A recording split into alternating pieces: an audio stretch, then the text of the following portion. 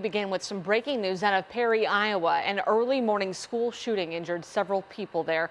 Police in Dallas County say the scene is now secure and there is no further threat to the public. They were very brief in their description about an hour ago, only telling reporters there were multiple victims and they had identified the shooter. The gunman opened fire about 15 minutes before school started this morning. Stay connected with us as we learn more by downloading the WHAS11 app. Well, in just a few hours, one of the 3 men charged in connection to Crystal Rogers' murder is expected in court. Steve Lawson's currently being held on a $500,000 cash bond, but his attorney has requested that be lowered. The judge could make a decision today. Lawson is a former employee of Brooks Houck, the main suspect in Rogers' death. He's facing charges of conspiracy to commit murder and tampering with physical evidence in the case. Those are the same charges his son Joseph Lawson also faces. Steve Lawson is due in court today at 2:30. We will have a crew there at that bond hearing, so look for the latest updates right here on WHAS 11 News at 4. Nelson County Superintendent Wes Bradley will keep his job for now. That decision was made behind closed doors during another heated school board meeting just last night. Now parents and teachers are demanding more transparency. Our Alex Dieterer and photojournalist Addie Hill were there.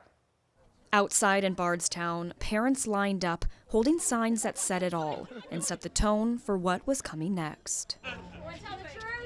A tense Nelson County School Board meeting. No action was taken by the board in the executive session. This executive session was labeled as, quote, related to the appointment or dismissal of an individual employed by the board. If you look at that agenda, the next discussion is for us to discuss personnel, and we only know the person that we hire and let go is the superintendent. In a social media post last week, District 3 member Tracy Bowling said the board is considering the dismissal of Nelson County School Superintendent Wes Bradley in the job since 2018.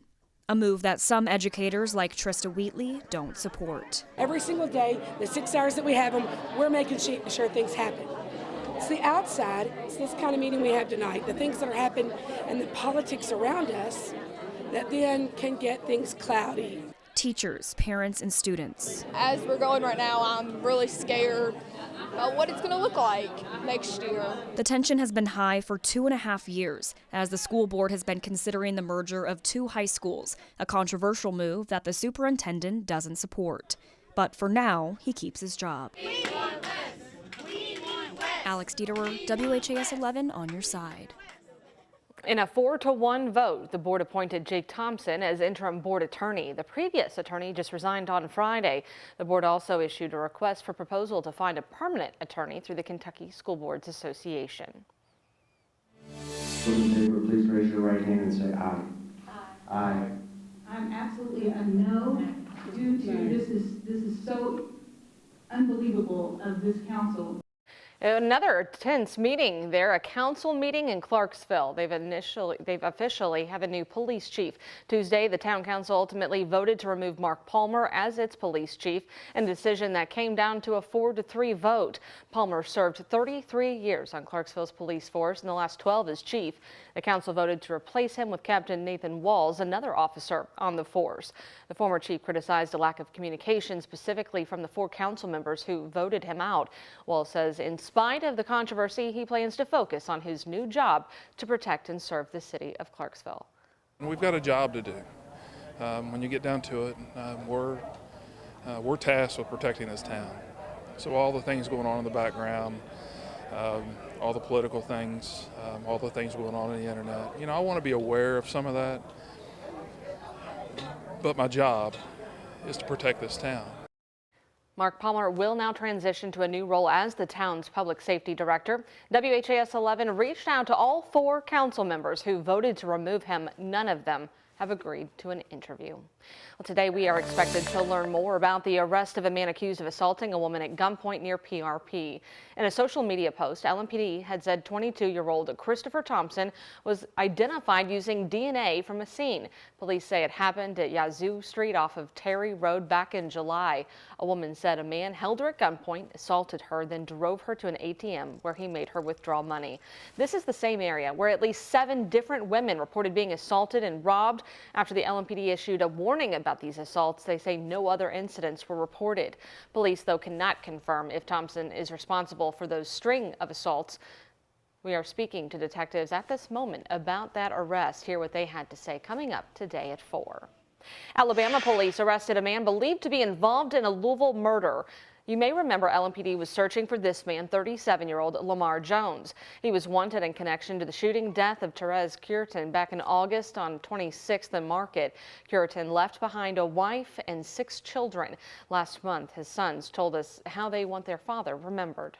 I love my daddy and he's always in my heart. And he's always in my soul. Those some stuff has changed. You still have to be the goodest person you have to be. Metro Police said Jones was arrested in Florence, Alabama. LMPD thanked its fugitive unit, the U.S. Marshal Service, and the Lauderdale County Sheriff for their help in that arrest. And looking ahead, tomorrow is the annual Night of Remembrance to recognize victims of gun violence in Louisville.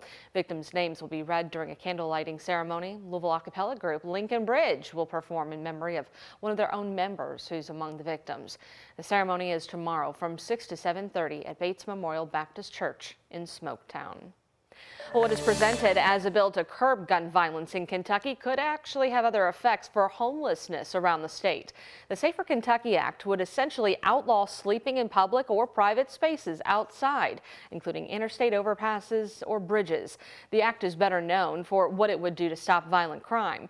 It calls for heightened penalties for things like murder and carjackings. It has a 3 strikes rule for people convicted of a violent felony for the 3rd time, where they would get a life sentence without parole. It would also charge drug dealers with murder if they sell fentanyl to someone who dies from it. Our reporter Alexis Jones and photojournalist Emma Gefter found out how the bill would impact other areas of Kentucky. Since 2022, camping in public spaces has been illegal here in Louisville. Now, lawmakers are trying to crack down on houselessness statewide with the help of the Safer Kentucky Act. They want to clean the streets up, you know what I mean? But they're going about it the wrong way. They're seeing a mess on the street. They're not seeing the struggle. A painful reality Joseph Halbert has endured for the last 6 years.